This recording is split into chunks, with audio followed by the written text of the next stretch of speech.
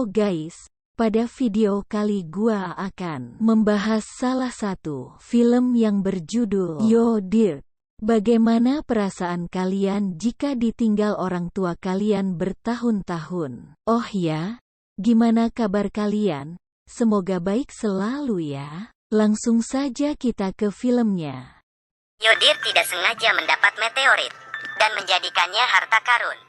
Setiap hari makan kentang goreng di atasnya. Tanpa diduga, ahli mengatakan, menurut analisis saya bertahun-tahun, ini pasti kotoran yang dibuang dari pesawat. Yo Dirt mendengarnya, juga tidak peduli, karena dia selalu dekat dengan sampah. Suatu kali dia sembunyi di dalam tong sampah. Padahal berencana main petak umpet dengan orang tuanya. Tidak terpikirkan, orang tuanya melupainya. Semenjak itu, dia menjadi yatim piatu. Kemudian dia diadopsi oleh seorang pemburu. Pemburu menembak. Dia yang menangkap bebek, mengambil ahli kerjaan anjing. Kemudian dia dikirim lagi ke ternak sapi. Tetapi kali ini, dia ingin menghidupkan petasan di ekor sapi. Saat ingin menyalakan api, sapinya membuang gas. Akhirnya dia yang terkena. Dengan kelemahan Yo Dirt, 11 tahun sudah mandiri. Kemudian Yo Dirt tidak ingin diasuh oleh orang lain lagi, tetapi mengembara sendiri. Sekaligus menemukan orang tuanya. Malam ini, Yo Dirt melihat seekor anjing yang kakinya terluka. Kebetulan bertemu dengan pemilik anjing, Brandy. Sejak itu mereka tidak dapat dipisahkan. Yo Dirt merasakan kehangatan keluarga darinya. Tetapi orang di sana mengatakan Yo Dirt tidak tahu malu. Orang jelek malah mau gadis cantik. Sebenarnya Yo Dirt sudah tahu dari awal. Brandy hanya ingin dia membantunya menghindari pernikahan. Bukan suka padanya. Hari ini, ayah Brandy menggembara di luar. Tepat pada waktunya untuk perubahan trek. Kakinya tersangkut di sana.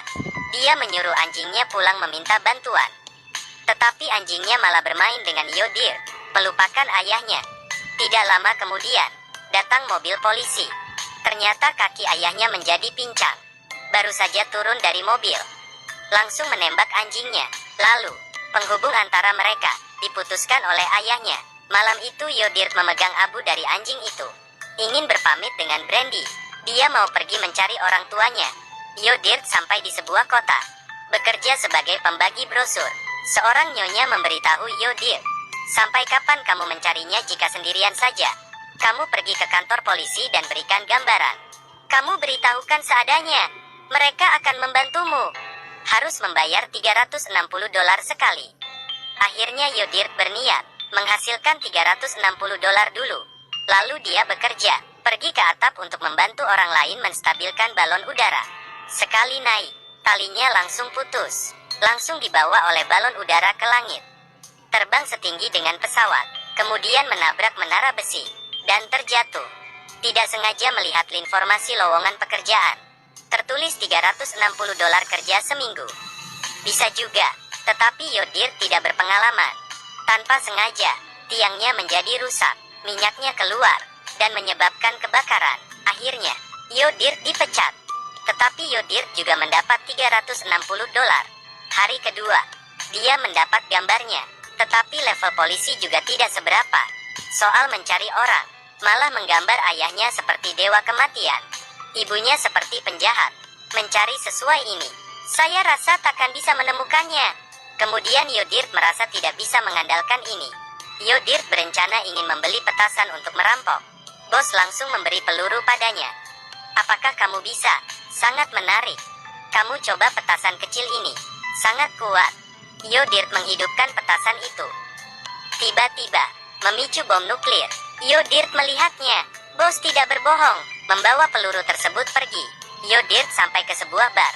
Mengancam semua orang untuk memberikan gambar tur Grand Canyon 30 tahun lalu. Jika tidak akan mati bersama. Tetapi setelah polisi datang, tidak takut, karena yang dibawa Yo Dirt adalah tangki kotoran, bukan peluru. Kemudian Yo Dirt bekerja di sebuah taman bermain. Dia ketemu Jill di sini, agar disukainya. Yo Dirt sengaja mencuri mobil second, dan mengatakan ini adalah mobil mewah. Tetapi Jill tidak peduli, malah sangat suka. Kemudian Jill berkata, dia juga anak asuh. Orang tua angkat saat bermain di Grand Canyon. Kehilangan anaknya, dan mendapatkannya. Setelah Yo Dirt mendengarnya, begitu paskah. Tetapi Jill berkata dia masih ada seorang abang. Abis sudah. Pas lagi. Kemudian Yodir mendapatkan daftar nama dari perusahaan saat itu. Melalui alamat dari daftar, mencarinya. Kemudian seorang paman memberitahu Yodir, mungkin ada seorang fotografer pernah memotret orang tuamu. Jadinya Yodir pergi mencari fotografer itu. Tidak terpikir, fotografer malah mengurung Yodir di ruang bawah tanah. Bagaimanapun tidak bisa keluar. Untung polisi tiba tepat waktu. Yodir tertolong. Dan ternyata, Yodir benaran menemukan sebuah foto mirip orang tuanya, tetapi tidak terlihat wajah jelasnya. Tidak berdaya, Yodir harus terus mencari penghasilan. Kali ini dia mendapat pekerjaan membersihkan sekolah. Tetapi baru hari pertama kerja, gas beracun di laboratorium bocor. Sebelum kalian lanjut menonton, jangan lupa klik subscribe dan loncengnya, agar kalian tidak ketinggalan video berikutnya. Pria tua menyelamatkan semua orang, malah memberitahu bahwa Yodir yang menyelamatkan mereka. Yodir sedikit bingung, diwawancarai media. Tetapi Yodir jujur, berkata dirinya bukan pahlawan. Sebenarnya pria tua, malamnya, sekelompok gangster datang ke rumah pria tua. Tidak peduli apapun, masuk langsung asal menembak. Seluruh keluarga pria tua meninggal. Besoknya, polisi memberitahu Yodir, pria tua itu dulu adalah bos gangster. Dia menjadi saksi palsu, menyembunyikan nama aslinya, karena semalam Yodir memperlihatkan foto pria tua saat diwawancara. Musuhnya menemukan dia. Yodir menyadari, ternyata dia yang merugikan pria tua. Dia bilang ke pria tua, saya mengira kamu ingin saya menemukan orang tua. Ternyata karena kamu tidak berani masuk layar. Tiba-tiba, pria tua bangun. Ternyata polisi menyuruh pria tua pura-pura mati. Dengan begini, kedepannya tidak ada orang yang cari masalah lagi. Yodir lihat, langsung memutar badan dan lanjut cari orang tua. Tetapi saat menyetir, tiba-tiba bensin habis. Jadi langsung cari kerjaan di peternakan buaya ini saja. Kali ini Yodir menjadi pelatih buaya. Baru saja mau menampilkan pertunjukan melarikan diri dari mulut buaya. Tidak terpikir, baru saja meletakkan kepalanya, langsung digigit buaya. Kemudian melemparnya keluar. Penontonnya mengira ini pertunjukan asli, pada tepuk tangan. Tetapi ini membuat pemilik peternakan takut, meminta Yodir jangan melakukannya lagi. Tiba-tiba Yodir teringat marga ayahnya. Di dalam daftar nama terdapat satu orang yang semarga. Kemudian Yodir mencari rumah orang itu. Ternyata, itu memang benar rumahnya, tetapi sudah tersita lama. Tidak ada orang yang tinggal. Kemudian tetangga memberitahu Yodir, keluarga ini sudah lama pindah. Di malam hari, Yodir benar-benar kecewa. Rumah sudah ketemu, tetapi tidak ada orang. Saat melihat bulan, dia tiba-tiba teringat, sebenarnya dia mempunyai sebuah rumah, yaitu Brandy. Yodir bergegas kembali mencari Brandy. Tetapi di tengah jalan ada seorang pria menghalangnya. Ada apa? Kenapa pulang lagi? Brandy akan segera menikah denganku. Sebenarnya dia sudah ketemu orang tuamu dari dulu.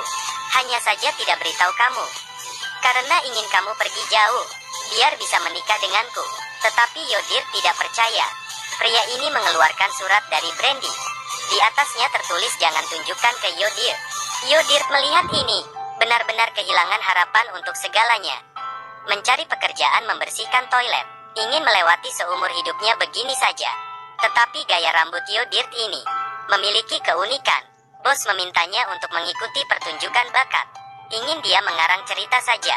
Tidak terpikir, Yodir menceritakan pengalamannya semua. Ratingnya langsung melonjak, menjadi seorang selebriti internet. Untuk memperbagus program, tim program ini segera menelepon Brandy, menanyakan apa yang terjadi.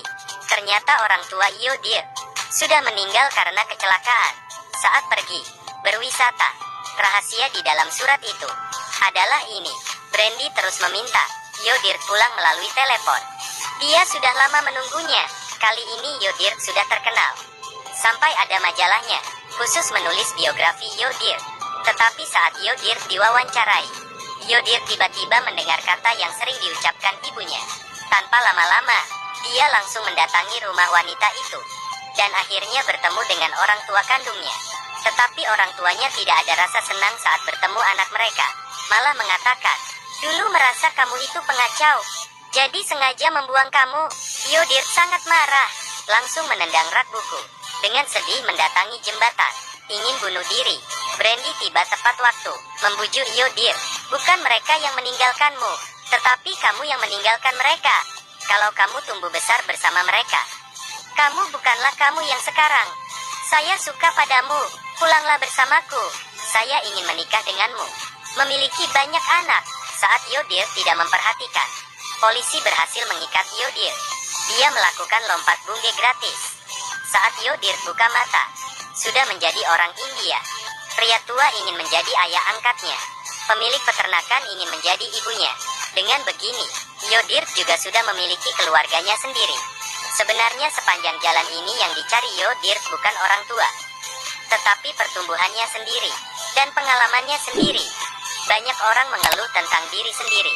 Kehidupannya sangat biasa jika dipikirkan baik-baik. Sebenarnya di jalan kamu ini ada banyak hal yang tidak berwujud, senantiasa menemanimu. Contohnya, cara berpikir, cara menilai hidup, kemampuan menahan kegagalan. Bukankah itu semakin membuatmu kuat? Baiklah, ceritanya sudah selesai.